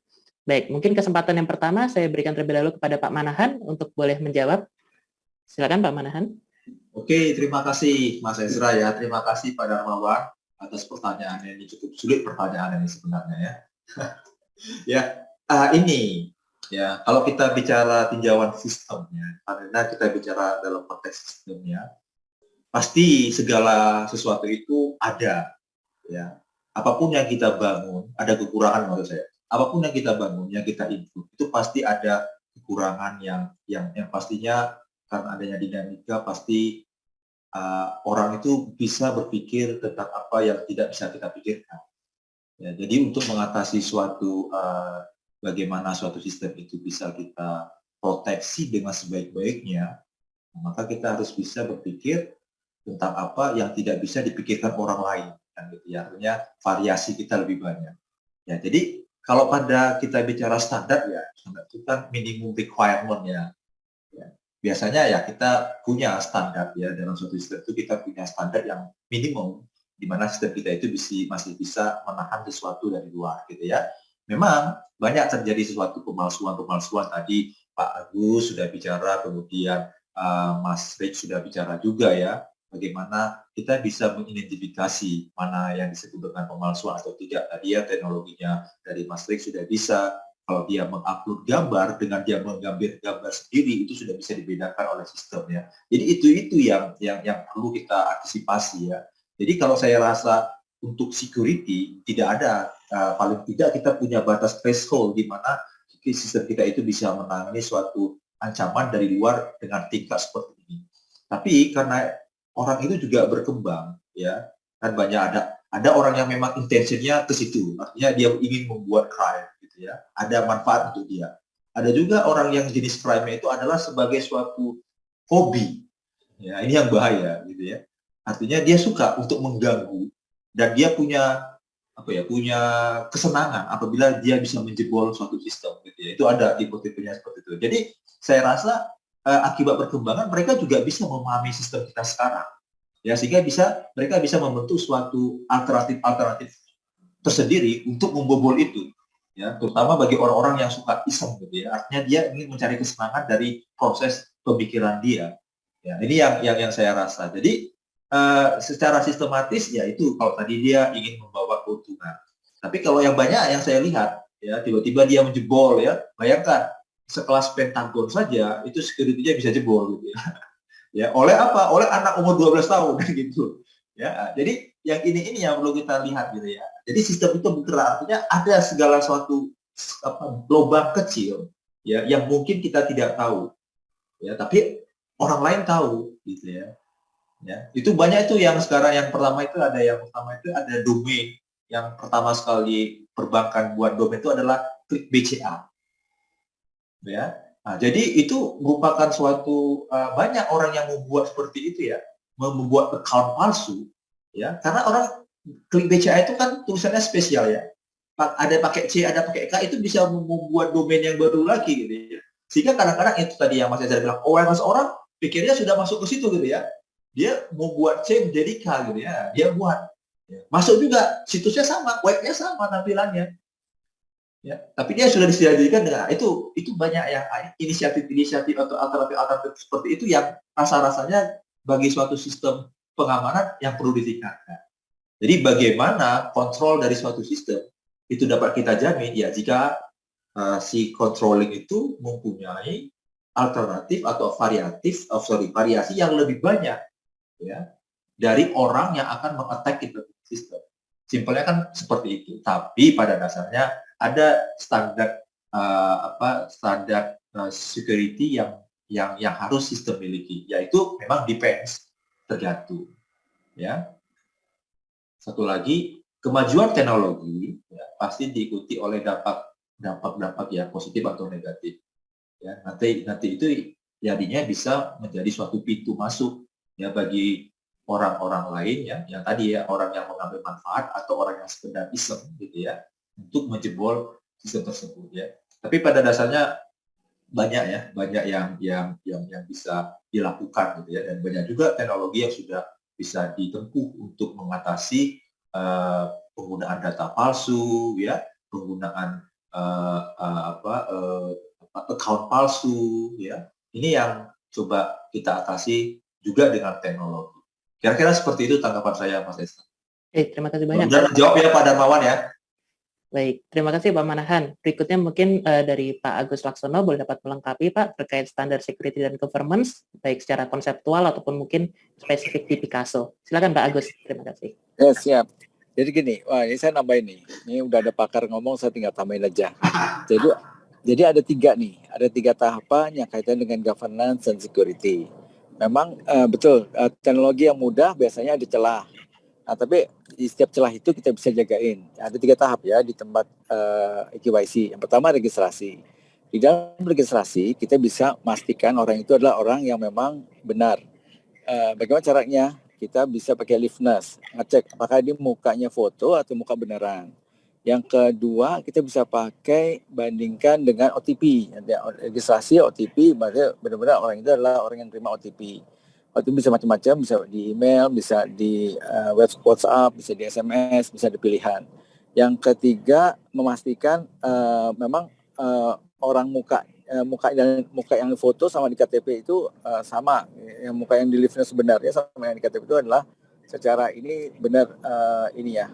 Terus kemudian ketika dia benar, maka dia bisa punya akurasi yang cukup tinggi misalnya. Di beberapa ini ya, ISO, sekarang ada yang namanya ISO Information System, ada ISO Biometric. Nah di ISO Biometric itu mensyaratkan akurasi misalnya di atas 85%. Jadi kalau di bawah 85% maka dia nggak lulus ISO-nya. Terus kemudian beberapa sistem juga ada encrypted namanya. Jadi di encrypt bahwa dia pakai coding uncoding misalnya, masking unmasking. Jadi setiap data itu di masking atau di encrypt. Nah itu yang pertama ya, tahapan registrasi. Yang kedua, tahap pengiriman data. Tahap pengiriman data harus di encrypt. Seringkali kita lupa nih, perjalanan datanya menggunakan API, tapi API juga sebetulnya beberapa bisa jebol gitu ya. Tapi begitu dia terima yang encrypt, kita ada yang namanya base 64 gitu ya kodenya. Itu ada sekitar 140 digit. Nah, ini kan orang begitu terima jebol pun dia bingung, ini apa ini base 64? Kok datanya begitu? Ini padahal itu wajah sebetulnya. Tapi kalau yang kita simpan codingnya bukan wajahnya, maka kita bisa ekstrak sama encrypt sama decrypt untuk bisa beberapa kode ini menjadi sebuah kode yang memang wajah orang gitu ya untuk dibandingkan. Itu pas pengiriman. Yang ketiga, pada saat otorisasi. Pada saat otorisasi itu juga sama nih, nanti dicek lagi apakah orang itu orang yang sama atau bukan. Maka nanti dicek juga pakai liveness juga, orang yang datang ini fraud atau bukan nih. Oh ternyata dia mau menjebol nih pakai fraud. Oh dia pakai wajah orang, dia pinjam terus kemudian kedetek, oh ternyata nggak bisa karena ternyata dia pakai foto orang, gambar orang, video orang dan sebagainya, bisa ketahuan bahwa dia adalah bukan orang yang sama. Nah, jadi dengan akurasi yang tinggi, dengan OTP, kemudian dengan ISO standarisasi akurasi di atas 85%, itu adalah menjamin, bukan menjamin lah ya, nggak 100% tapi meyakinkan bahwa secara security lebih aman. Nanti 3 tahap ini perlu dijaga, registrasi dijaga, pengiriman data dijaga, sama pas autentikasi juga perlu dijaga. Nah, bagaimana yang sering terjadi? Biasanya yang terjadi bukan sistem yang salah, tapi seringkali human yang salah. Jadi kalau kita cek nih beberapa kesalahan dalam hal cyber security ya, bisa kesalahan tools, bisa kesalahan sistem, bisa kesalahan webnya, tapi bisa juga kesalahan human-nya. Nah, 85% adalah itu disebabkan karena human-nya passwordnya mudah, kemudian passwordnya mudah dikenali. Saya ada satu tools yang bisa menebak password orang. Jadi ada misalnya dari 16 digit, itu kan kombinasi aja. Kombinasi 16 digit dari semua tools yang ada di keyboard kita, itu bisa dibikin kombinasi. Ada sekitar 150 miliar lah kombinasi yang bisa didetek bahwa ini adalah passwordnya si A. Dan itu sangat cepat gitu, pakai mesin GPU dia bisa mendetek membuka password orang dengan menggunakan kombinasi 16 digit. Nah bayangkan ya, kalau passwordnya mudah, ya sudah pasti cepat gitu ya, hitungan detik udah langsung bisa kejebol. Tapi begitu password yang yang sulit, password yang perlu diganti-ganti, itu pasti akan, apalagi naruhnya sangat disiplin. Nah begitu udah naruhnya sembarangan, ya kasusnya BPJS Kesehatan kemarin, ternyata kan dia salah naruh password di tempat yang nggak secure, sehingga password itu mudah ketebak. Apalagi dia bilang gini, udahlah taruhnya di sosial media, udah kelar itu. Naruh password di sosial media udah pasti kelar. Nah itu contoh beberapa kesalahan yang memang disebabkan karena user. Dan memang betul, security itu jebolnya bukan karena sistem yang lemah, karena sistem itu dirancang untuk bisa bagus, tetapi memang ada user yang memang kemudian ada kelalaian. Nah itu yang menyebabkan 80% kenapa cyber security punya isu. Jadi perlu ada regulasi di level governance ya, supaya dia bisa menjamin data governance itu bisa memastikan bahwa hanya orang-orang yang authorized saja yang bisa mendapatkan akses. Saya pikir itu. Baik, terima kasih banyak Pak Agus Laksono dan juga Pak Manahan untuk jawabannya atas pertanyaan Pak Darmawan Trinugroho. Jadi betul bahwa security dan governance tadi 3 tahapan, mulai dari registrasi, pengiriman data, otorisasi, semua sudah aman. Dan tadi mendengar penjelasan Pak Agus, jadi saya berpikir ada untungnya juga Pak, waktu saya bikin password waktu zaman alay, waktu SMP Pak. Passwordnya hurufnya besar kecil, pakai angka, pakai simbol, oh ternyata aman menurut Pak Agus Laksono. Baik, terima kasih banyak Pak Darmawan untuk pertanyaannya dan Pak Agus Laksono, Pak Manahan untuk jawabannya. Kita bisa lanjut ke pertanyaan nomor 3, Bapak dan Ibu sekalian. kali ini dari Bapak ya, Bapak Ardan, yang ditujukan juga kepada Pak Manahan dan Pak Agus Laksono. Pertanyaannya adalah, ini spesifik pada domain pemerintahan, bagaimana cara yang tepat mengumpulkan data yang terpisah agar data mudah ditelusuri saat dibutuhkan dalam pengambilan keputusan. Nah, ini berhubung ada kata pengambilan keputusan, mungkin pertama diberikan kesempatan pada Pak Manahan kembali terkait dengan pertanyaan dari Pak Ardan ini. Silakan Pak Manahan. Oke, terima kasih Mas Ezra, terima kasih ya Pak Ardan ya. Pada pemerintah bagaimana cara yang tepat mengumpulkan data yang terpisah agar data mudah ditelusuri saat dibutuhkan dalam pengambilan keputusan. Nah ini saya nggak tahu nih ya, kalau data-data biasanya kan dalam pemerintahan itu ya penggunaan e-government ya, kita tidak tahu bagaimana kita lihat bagaimana karakteristik dari data ya. Kita mesti sepakat dulu ya karakteristik dari data, apakah data kita yang terstruktur atau yang tidak terstruktur gitu ya. Misalnya kalau yang saya lihat data-data dari pemerintahan itu ya data-data yang terstruktur ya, misalnya anggaran belanja pendapatan daerah dan sebagainya ya. Nah ini yang perlu dikoordinasikan ya, bagaimana pola penyimpanannya dan bagaimana levelisasinya ya. Ini dalam manajemen database itu ada ya, jadi biar bisa diakses oleh semua level yang ada pada sistem pemerintahan, dan dia juga bisa melihat bagaimana sumber data itu dan bisa dikategorikan sebagai data yang untuk apa. Ini nanti berguna untuk pengambilan keputusan. Pada saat sekarang adanya data, misalkan yang data driven decision making, gitu ya. Jadi penggunaan data ini menjadi suatu spesifikasi yang perlu untuk para pengambilan keputusan, sehingga dia punya keputusan itu lebih informed decision making. Ya, jadi ini yang perlu kita lihat ya, bagaimana pola pengambilan datanya, apakah data itu terstruktur atau unstructured, kemudian bagaimana penyimpanan yang akan dibuat. Kemudian dari levelisasi ya, ini berada pada tingkat yang misalkan ya kalau kita lihat ya data kependudukan saja ya, data kependudukan dari level RT, RW, kelurahan, kecamatan, kota media atau kabupaten masuk ke provinsi masuk ke nasional. Nah, ya, data sistem pemilu, data pemilih ini yang perlu kita awasi ya, bagaimana pola levelisasinya. Kemudian bagaimana kita bisa melakukan suatu akses ya terhadap mengasuhkan akses dari level-level tertentu tadi ya. Nah ini yang bisa kita lihat gunanya apa ya.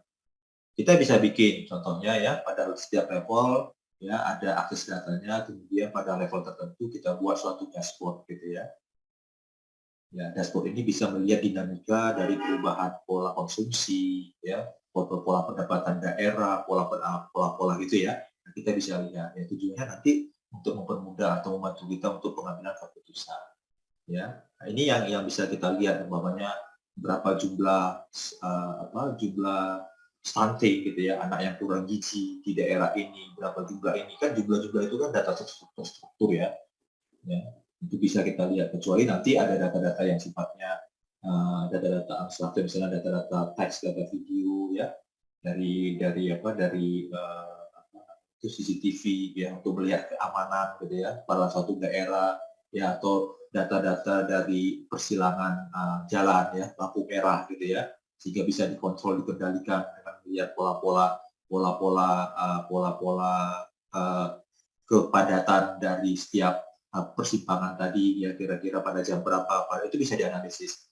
Ya, ini yang nantinya bisa digunakan untuk proses keputusan. Tapi data-data itu harus bisa kita tadi lakukan levelisasi gitu ya, lakukan dia punya aksesnya ya, kemudian kita bisa melihat bagaimana data-data itu variasi datanya itu dari mana ya, kemudian bagaimana penyimpanannya terkait nanti dengan jumlahnya ya. Apalagi nanti kalau kita bicara big data itu kan nanti ada data-data yang sifatnya streaming atau velocity ya, real-time data ya. Apalagi kalau kita ingin mengatur atau melihat di dashboard kita itu bagaimana pola dari perubahan tingkat kepadatan atau kemacetan dari suatu kota gitu ya, ini bisa kita tampilkan gitu ya. Ini udah banyak dilakukan orang gitu ya, tapi caranya adalah pertama ada data, dan data itu harus kita istilahnya kita bersihkan dulu nih ya, kita cleansing dulu ya. Itu karena data itu nanti akan kita proses untuk menghasilkan sesuatu yang bisa kita gunakan dalam proses pengambilan keputusan. Tapi kalau datanya sudah tidak benar, sudah misalnya bukan tidak benar dalam hal, tapi dalam hal kita membuat sistem database kita sudah tidak benar, ini yang accessibility-nya jadi tidak dapat kita akses gitu ya, atau dia punya jenis datanya masih bertumpuk gitu ya, masih ada data semua variasinya masih ada pada suatu sistem database kita belum dibersihkan. Nah, ini yang menjadi kendala dalam hal kita memproses untuk proses pengambilan keputusan ya. Sebetulnya banyak sekarang pakai dashboard dan sebagainya. Kira-kira seperti itu Pak Ardan, mudah-mudahan menjawab. Baik, terima kasih banyak Pak Manahan untuk jawabannya. Ya, jadi ini karena kita berhubung sedang agile Bapak Ibu sekalian ya, seperti situasi bisnis kita yang VUCA jadi volatile ya. Ini ternyata pertanyaan Pak Ardan juga berevolusi begitu ya. Ada juga tambahan pertanyaannya yang ditujukan kepada Pak Arik Fernando. Jadi saya mengundang Pak Arik untuk menjawab yang berikutnya, Bapak. Jadi bisa berbagi mungkin terkait dengan dua pertanyaan ini. Jadi yang pertama terkait kriteria masyarakat seperti apa pada suatu daerah yang dirasa tepat untuk menerapkan EQIC, dan juga mungkin bisa berbagi sharing atau insight-nya terkait dengan pengumpulan data di domain pemerintahan ini. Silakan Bapak Arik. Terima kasih.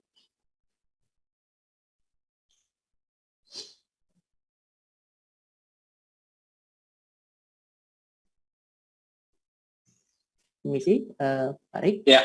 Oke, terima kasih Pak. Contohnya ya bisa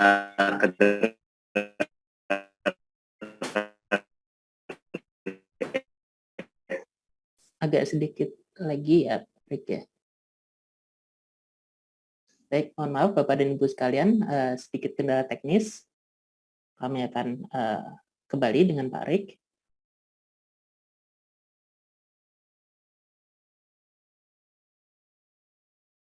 Baik, mungkin sembari menunggu Pak Rick untuk memberikan jawaban dan insight-nya terkait pertanyaan Pak Ardan, barangkali boleh kepada Pak Agus Laksono terlebih dahulu, Bapak, untuk boleh melengkapi insight-nya Pak terkait dengan kriteria masyarakat untuk menerapkan EQIC dan juga tadi pengumpulan data dalam domain pemerintahan, Pak Agus Laksono. Terima kasih, Pak.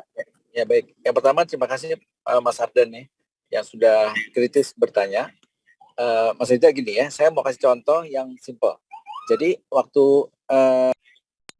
waktu saya diminta oleh Kemenkes untuk bisa mengolah vaksinasi, itu kan sebetulnya datanya dari mana-mana. Nah, itu data sangat-sangat tersebar, sangat scatter lah. Nah, apa yang saya lakukan untuk mengumpulkan data yang begitu banyak? Saya hampir mengumpulkan dari 23.000 ini ya, Fasienkes, fasilitas pelayanan kesehatan, itu 23.000. Itu yang kita ambil di apotek se-Indonesia, rumah sakit, kemudian puskesmas, bidan, dan sebagainya. Kita koneksi dengan API. Yang kedua, koneksi dengan BPJS, Kesehatan, Tenaga Kerja, TNI, Polri, itu data semua tersebar. Kemudian saya juga Dukcapil, saya juga ambil datanya, kemudian kita verifikasi juga ke beberapa instansi BUMN, bahkan sekarang sudah dipakai di mal-mal gitu ya. Karena vaksinasi itu nggak cuma divaksin, tapi kemudian juga pengen menjadi pintu masuk untuk fasilitas publik. Saya mau masuk mall, saya mau masuk kereta, bandara, dan sebagainya, itu akhirnya dipakai untuk memutuskan apakah orang ini layak terbang, kemudian diputuskan apakah layak ini berangkat naik kereta, naik kendaraan umum, dan sebagainya. Nah, bagaimana cara mengumpulkan data yang begitu tersebar? Yang pertama, kita menggunakan data lake namanya. Di dalam data lake itu cukup kita bisa menaruh apapun datanya, baik itu yang masih tadi ya, ada yang masih manual, ada yang masih Excel, ada yang masih berupa data-data yang masih database, ada yang berupa data-data foto dan sebagainya. Itu masih oke. Jadi kita taruh aja di situ. Nanti dari teknologi data lake itu kita bisa memilah data yang tidak tersebar itu bagaimana cara punya key ID-nya untuk bisa menjadikan satu yang kemudian nanti menjadikan decision. Nah, itu kita lakukan dengan menggunakan data lake. Jadi data lake itu adalah satu cara untuk bisa bukan sekedar data warehouse ya, tapi juga bisa mengumpulkan dan bisa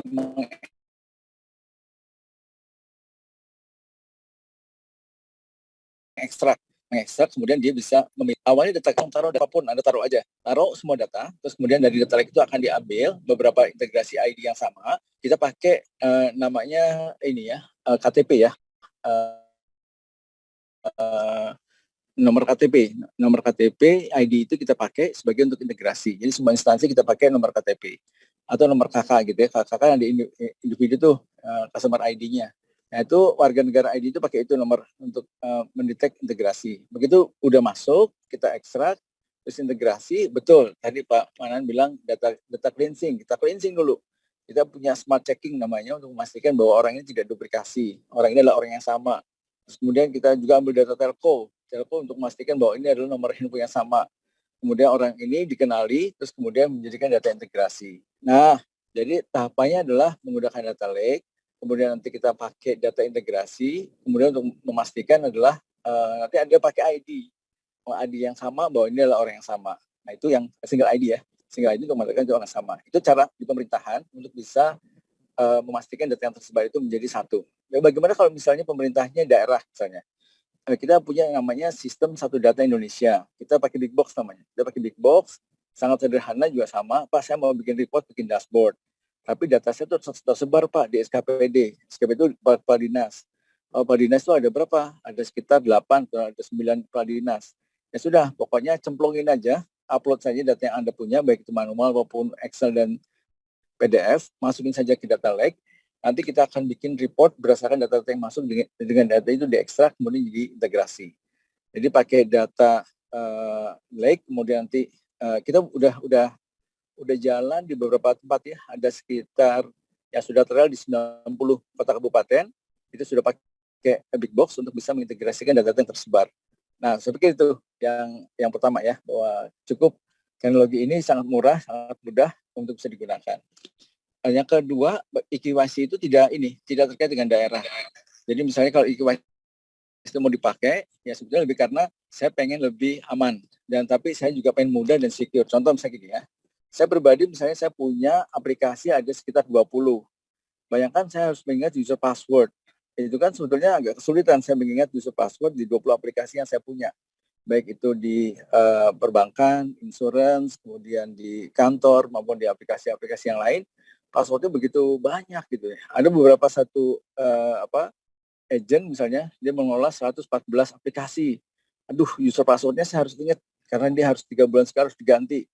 Kesulitan seperti ini agak berat sebetulnya. Akhirnya orang habis waktu hanya ingin mengingat password. Nanti lost password lagi, ganti renew lagi dan sebagainya. Dia hanya dihabiskan waktunya untuk mengingat password bahkan merenew password.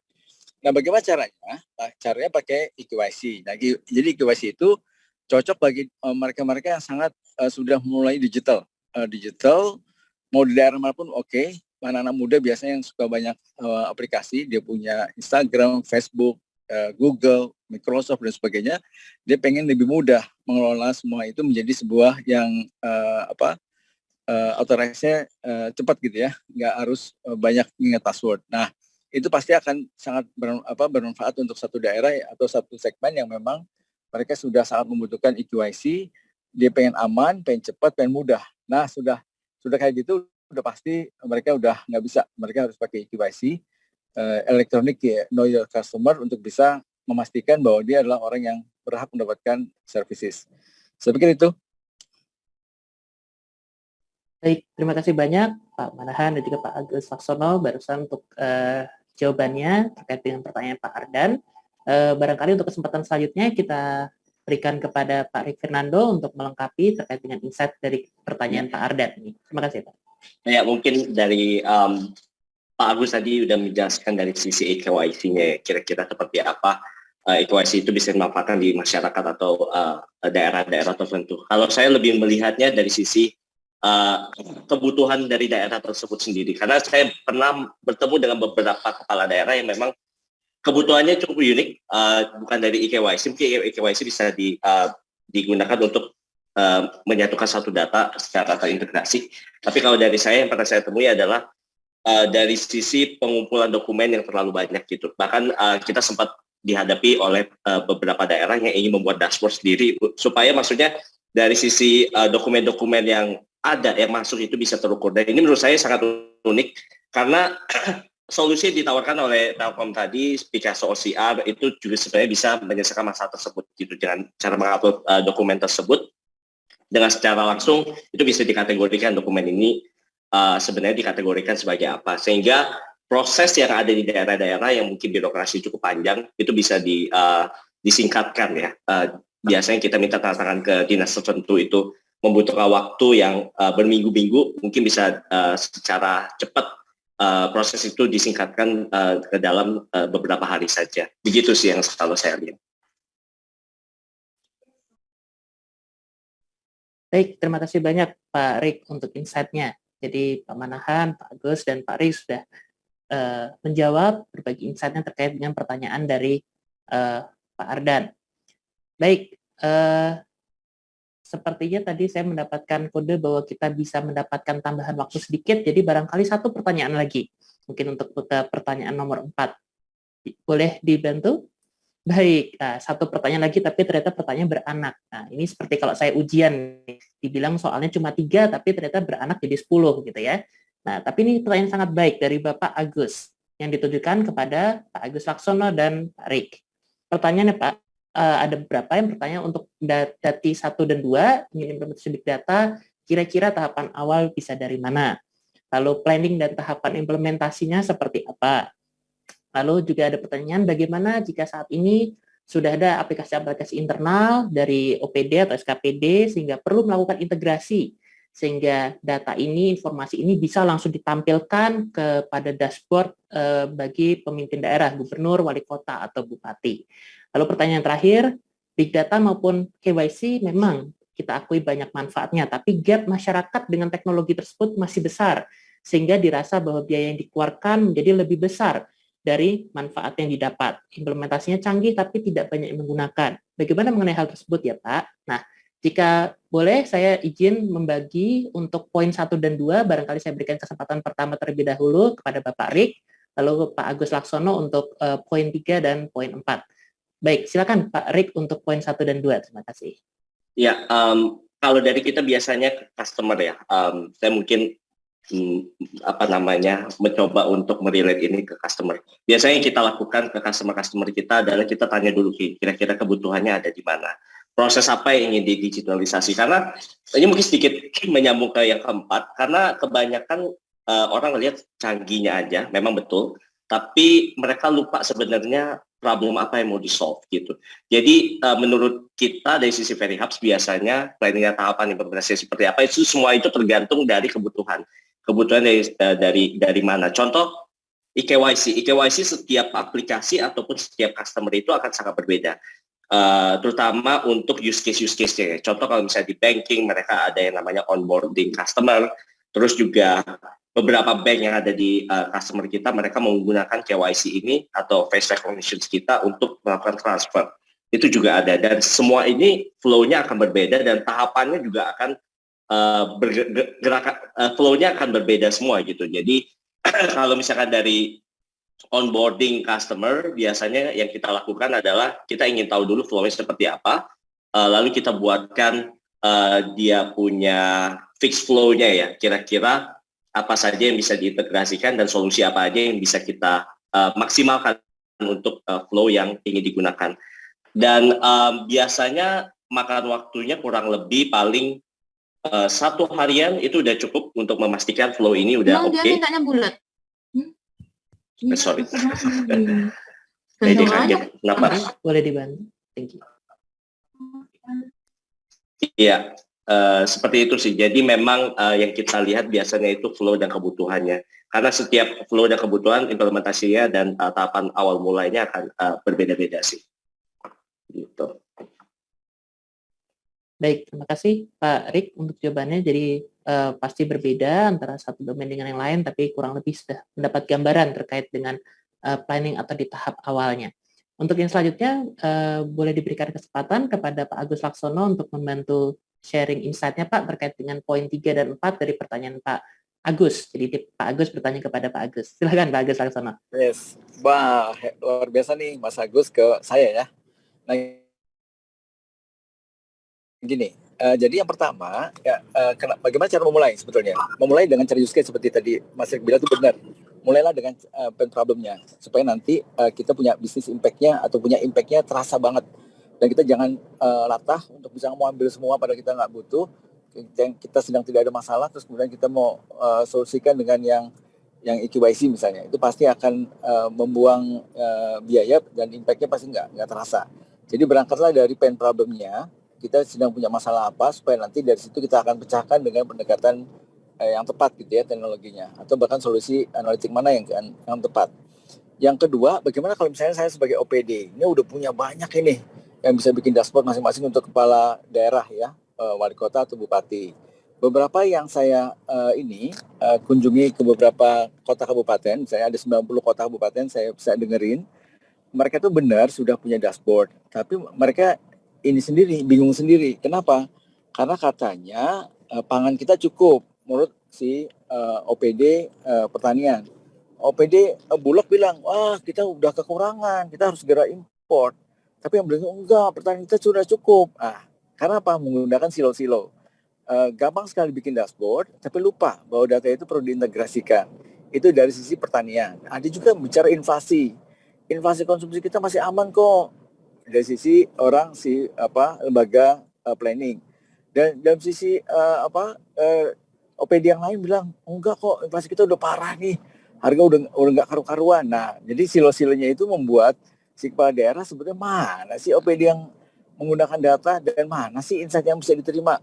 Itu kenapa bisa seperti itu? Ya kan tadi, karena datanya nggak diintegrasikan. Yang kedua, datanya itu belum dibikin standarisasi, sehingga pengertian satu OPD dengan OPD lain sama-sama bikin dashboard, tapi insight-nya bisa membingungkan karena kesimpulannya beda-beda. Jadi saran saya gini, Anda udah punya dashboard, berarti udah punya kemampuan untuk bisa bikin visualisasi, tapi jangan lupa Anda harus bikin data platform yang benar dulu, pakai data integrasi yang memang membuat antar satu OPD itu saling ngobrol, datanya jadi satu, jadi insight-nya itu digabungkan, jadi komprehensif. Yang kedua, platformnya udah benar, data cleansing-nya sudah dibenarin. Yang ketiga, Anda bikin beberapa modeling yang komprehensif, supaya kalau misalnya mau bicara apa nih, pengangguran, kemiskinan, kemudian kesediaan pangan, kesediaan bahan baku dan sebagainya, maka itu menggunakan satu data yang komprehensif, tidak satu sisi. Berarti kalau modeling itu kan gitu ya, kalau misalnya variabel cuma satu saja pasti akan beda kalau misalnya dia menggunakan 10 variabel, menggunakan 20 variabel, pasti akan lebih komprehensif. Nah, saran saya gitu. Jadi ketika sudah punya data yang terintegrasi, kemudian nanti dia bikin modeling yang komprehensif, maka nanti insight-nya juga menjadi satu dan itu sudah mewakili semua sisi. Jadi tidak lagi membingungkan. Semua keluarkan dashboard, semua keluarkan rekomendasi, tapi ternyata rekomendasinya conflicting. Nah, itu membingungkan sebetulnya. Si kepala daerah bilang, loh ini yang benar yang mana ya? Padahal semuanya bilangnya big data. Nah, menurut saya gitu. Jadi cara kerjanya harusnya mulai dari pain problem, datanya dibenarin pakai integrasi, kemudian data integrasi sudah jadi, baru kita bikin modeling yang komprehensif, baru dari situ kita bikin satu rekomendasi yang mewakili semua OPD ya. Nah, sekarang bagaimana yang berikutnya pertanyaannya, Mas Agus? Untuk yang kok ini canggih-canggih, jadinya mahal gitu. Nah, itu dugaan saya karena dia hanya kepengen, tapi dia lupa bahwa sebetulnya yang canggih-canggih itu harus menyelesaikan masalah. Nah, ke depan keniscayaan lama-lama teknologi itu akan murah. Ya contoh ya, EQYC justru menurut saya akan sangat murah. FR itu nanti lama-lama murah sekali. Karena itu akan jadi generic produk yang sangat murah. Ya dulu ya, ingat ya, tol itu dianggap e-tol itu ya, e-tol yang masuk tol itu dianggap misalnya, wah itu mahal itu transaksi. Kalau sekarang kan udah keniscayaan, orang nggak bisa enggak masuk tol harus pakai e-tol. Nanti juga akan ada fast through, nggak usah pakai kartu, udah otomatis dia pakai sinyal, udah langsung buka gerbang, nggak usah pakai kartu lagi, cukup masih pakai sinyal di depan mobil dia langsung kebuka. Tapi teknologi itu akan sangat murah. Jadi makin digunakan masyarakat, maka dia akan semakin murah nilainya. Makin sedikit dipakai masyarakat, mungkin makin mahal, karena sebetulnya penggunanya nggak banyak. Jadi gitu ya, jadi teknologi jangan karena kepengen, tapi karena kita memang ingin memecahkan problem kita. Itu jauh lebih punya impact dan akan terasa benefitnya. Saya pikir itu, Mas Agus. Baik, terima kasih untuk jawabannya Pak Rik, Pak Agus Laksono, untuk jawaban dan tanggapannya untuk Pak Agus W.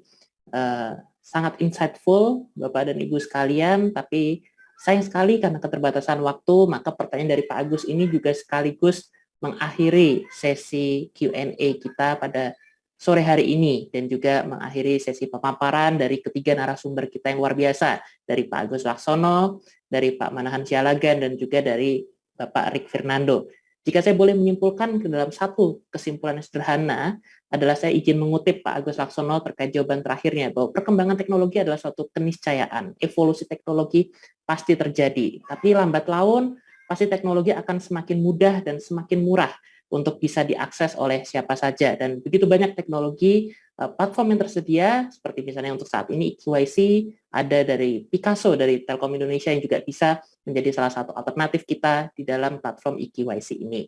Baik, untuk sesi selanjutnya, supaya nggak bosan, Bapak dan Ibu sekalian melihat kami 4 orang ganteng, nggak sih, yang ganteng 3, saya nggak ganteng.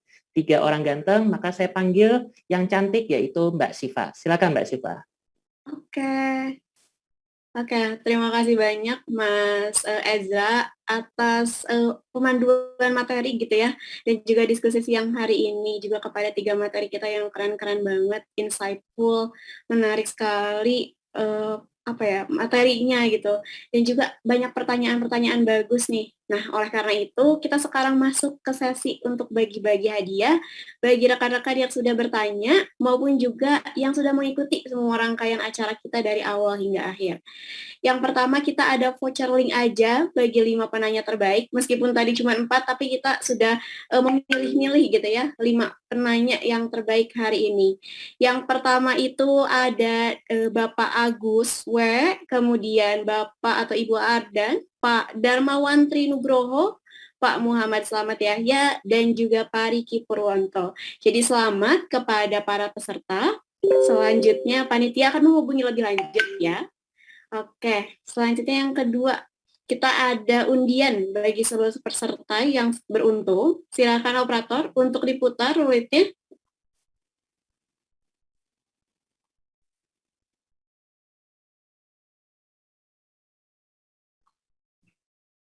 Halo, Mas operator, mangga diputar. Oke, kita putar dulu. Jadi ada 5 nih, ada 5 yang bakal dapat undian link aja. Untuk yang pertama, mangga diputar dulu. Banyak banget yang ikutan sampai nggak kelihatan, kecil-kecil semuanya tulisannya. Oke, ada Ibu atau Bapak Aisyah Mulini. Apakah ada? Kalau ada, mangga raise hand dulu. Sepertinya nggak ada ya. Kita lanjut aja ke yang menang kedua. Spin again, Mas.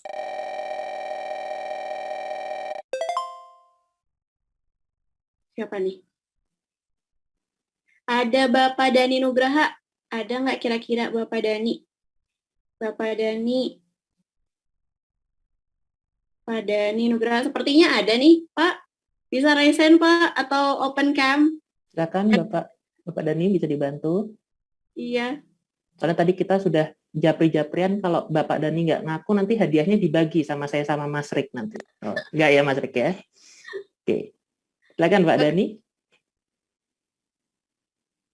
Nanti aja kali ya kita hubungi langsung ke Pak Daninya. Kayaknya malu-malu Pak Daninya. Baik, yang ketiga.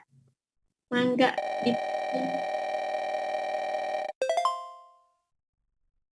Siapa nih? Ada Bapak Ibu Wendy Imam Fauzi. Ada nggak nih Bapak Wendy Imam Fauzi? Kayaknya ada sih nih. Pak Wendy, apakah bisa open cam?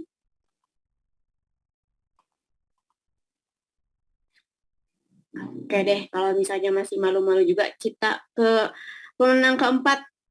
Spin again, Mas.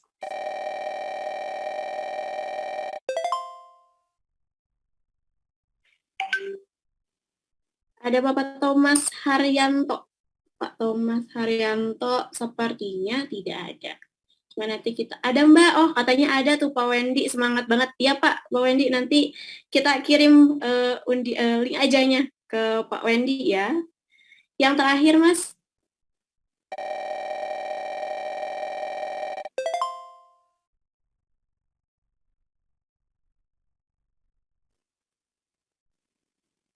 Ada Afrizal Wahyu Adli.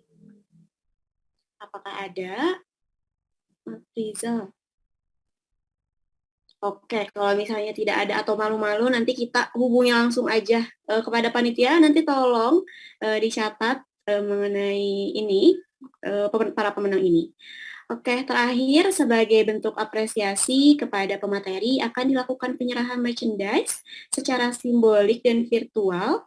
Silakan mungkin Pak Agus Laksono, Pak Manahan, serta Pak Rik untuk membuka kameranya untuk kita abadikan kepada teman-teman tim dari Tribe Big Data dan Smart Platform. Mungkin bisa dipandu untuk screenshotnya.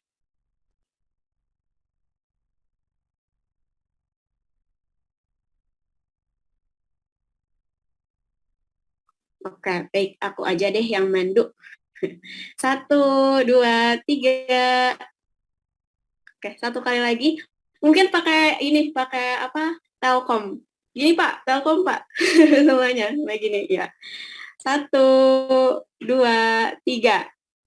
Oke, terima kasih Pak Manan, Pak Rik, dan juga Pak Agus Laksono. Jadi kita udah di penghujung acara. Sebelumnya saya sebagai MC mengucapkan terima kasih terkhusus kepada pembicara Pak Manahan, Pak Rik, Pak Agus Laksono, juga kepada Mas Ezra. Terima kasih banyak Mas untuk sesinya hari ini, sangat ramai sekali ya Mas ya. Terus juga terima kasih tentunya kepada partisipan yang telah hadir di webinar kita dari siang sampai sore ini. Semoga webinar hari ini dapat memberikan ilmu dan juga bermanfaat bagi rekan-rekan sekalian. Kami dari Tribe Big Data dan Smart Platform Telkom Indonesia dan juga saya, Asyifa Fitri Awalia, pamit undur diri dan mohon maaf apabila ada kesalah kata, kekurangan selama acara hari ini. Semoga kita dapat berjumpa lagi di acara selanjutnya. Oke, baik. Semangat pagi. Assalamualaikum warahmatullahi wabarakatuh. Terima kasih semuanya. Waalaikumsalam warahmatullahi wabarakatuh. Terima kasih banyak. Makasih banyak Mas Agus, Ezra. Pak Manahan, Pak Rik. Pak Rik, makasih banyak. Terima kasih. Terima kasih.